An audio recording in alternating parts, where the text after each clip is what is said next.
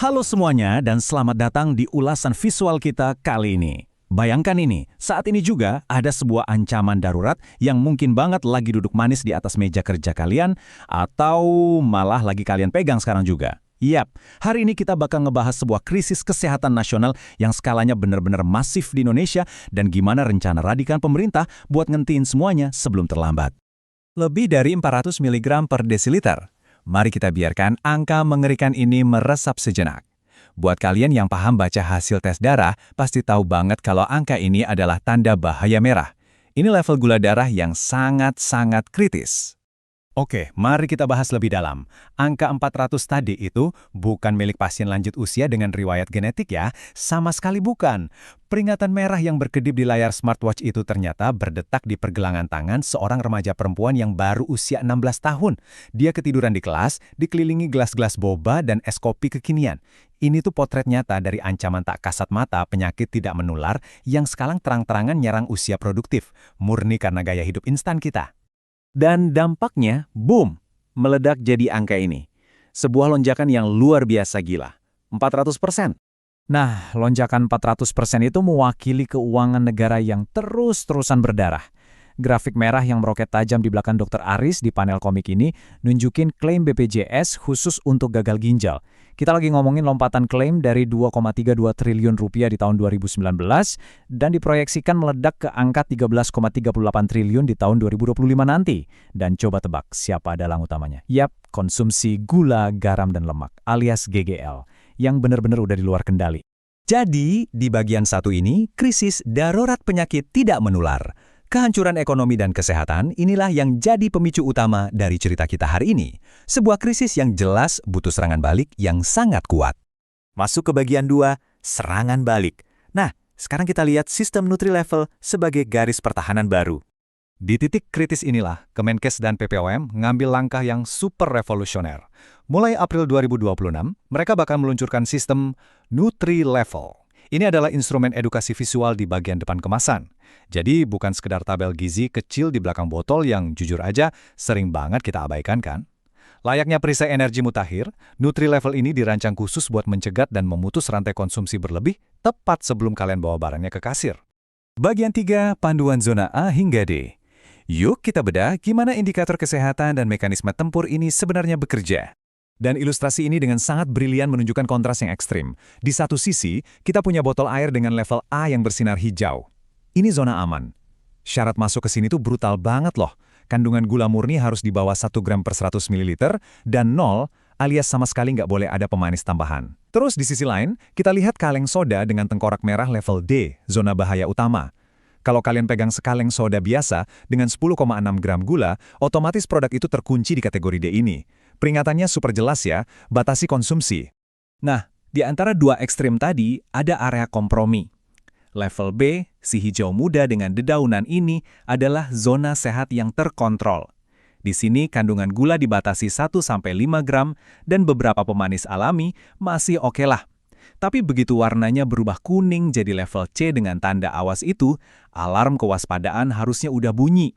Dengan kandungan gula 5-10 gram, pesan di level C ini sangat tegas.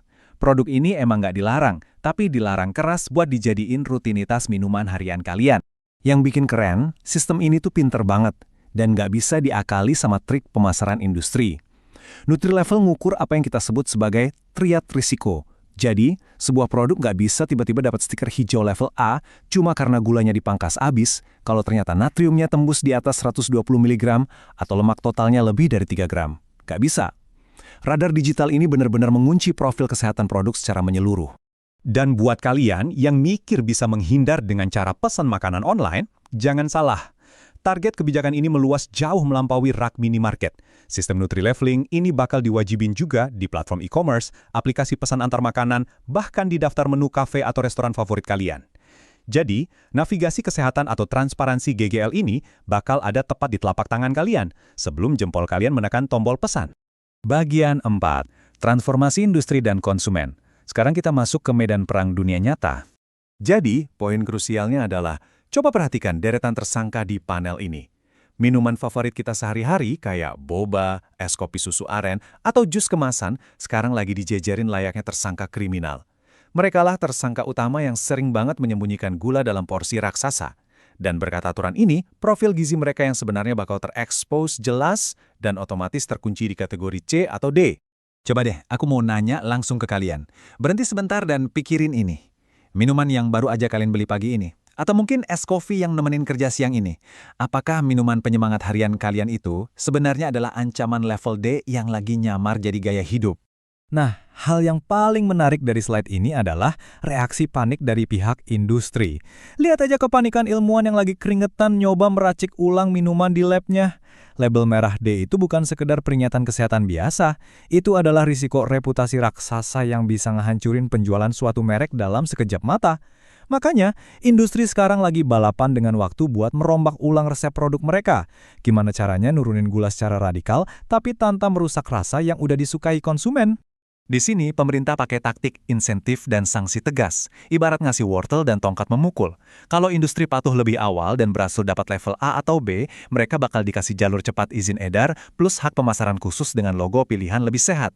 Tapi kalau mereka ngotot bertahan dengan label merah D, siap-siap aja dihantam palu godam progresif berupa cukai minuman berpemanis, yang target penerimaan negaranya fantastis banget, nyentuh 7,6 triliun rupiah di tahun 2026. Label yang buruk artinya beban pajak yang sangat mahal. Dan ingat, jam pasirnya terus berdetak. Saat ini kita memang masih berada dalam masa transisi yang rasional selama kurang lebih 2 tahun sejak April 2026. Pencantumannya mungkin masih bersifat pemanasan atau sukarela, tapi jangan salah, gak lama lagi sistem ini bakal bergeser jadi kewajiban mutlak dengan kekuatan hukum BPOM yang mengikat semua industri besar nasional. Bagian 5. Menuju Indonesia Emas. Mari kita lanjut dan lihat bagaimana semua ini membangun visi ke depan. Karena pada akhirnya, Nutri-Label ini jauh lebih dari sekedar stiker huruf di atas kemasan. Ini adalah sebuah katalis yang sangat vital untuk transformasi budaya kita secara menyeluruh. Dengan mengedukasi kita buat bikin pilihan yang lebih cerdas, kita sedang berinvestasi pada masa depan. Membangun sebuah masyarakat yang produktif, cerdas, dan yang paling penting, terbebas dari rantai penyakit kronis yang menguras negara. Inilah jembatan utama kita untuk mewujudkan visi Indonesia Emas. Pertahanan dari pemerintah udah didirikan. Industri juga perlahan lagi dipaksa buat berubah. Gak lama lagi, label A, B, C, dan D bakal menatap langsung ke arah kalian dari setiap rak minimarket dan layar aplikasi. Jadi pertanyaannya sekarang, regulasinya kan udah disiapkan dengan sangat matang. Tapi apakah kalian secara pribadi siap untuk mengambil tanggung jawab dan mengubah isi gelas kalian besok? Pilihan kesehatannya kini benar-benar ada di tangan kalian. Sampai jumpa di ulasan visual kita selanjutnya.